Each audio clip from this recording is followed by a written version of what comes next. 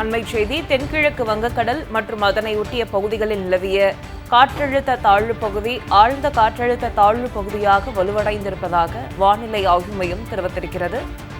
அண்மைச் செய்தியை பார்த்துக் கொண்டிருக்கிறோம். வங்கக்கடலில் காற்றழுத்த தாழ்வு பகுதி வலுவடைந்திருக்கிறது.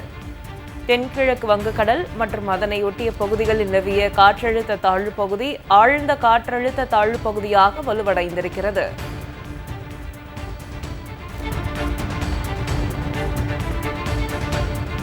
முழு விவரங்களை எமது செய்தியாளர் மணிவண்ணனிடம் கேட்கலாம். வணக்கம் மணிவண்ணன், விவரங்கள் என்ன?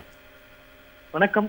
வங்கக்கடல்ல நிலை கொண்டிருந்த காற்றழுத்த தாழ்வு பகுதி என்பது தற்பொழுது ஆழ்ந்த காற்றழுத்த தாழ்வு பகுதியாக வலுவடைந்திருக்கிறது என இந்திய வானிலை ஆய்வு மையம் தெரிவித்திருக்கிறது. குறிப்பாக தென்கிழக்கு வங்கக்கடல் மற்றும் அதனை ஒட்டிய பகுதிகளில் இந்த காற்றழுத்த தாழ்வு பகுதி என்பது கடந்த 2 நாட்களுக்கும் மேலாக ஒரே பகுதியில் நிலவி வந்த நிலையில தற்பொழுது இது ஆழ்ந்த காற்றழுத்த தாழ்வு பகுதியாக வலுப்பெற்று இருக்கிறது என இந்திய வானிலை ஆய்வு மையம் தெரிவித்திருக்கிறது.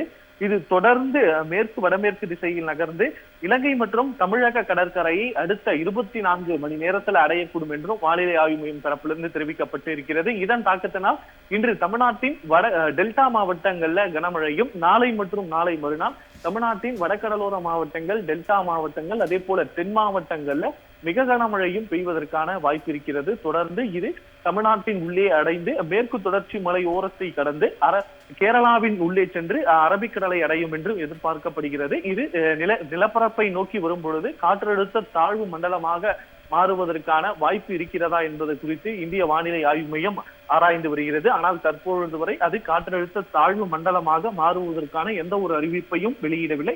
தற்பொழுது வரை ஆழ்ந்த காற்றழுத்த தாழ்வு பகுதியாக தமிழ்நாட்டு நிலப்பரப்பை நோக்கி நகரக்கூடும் என்றுதான் தெரிவிக்கப்பட்டிருக்கிறது.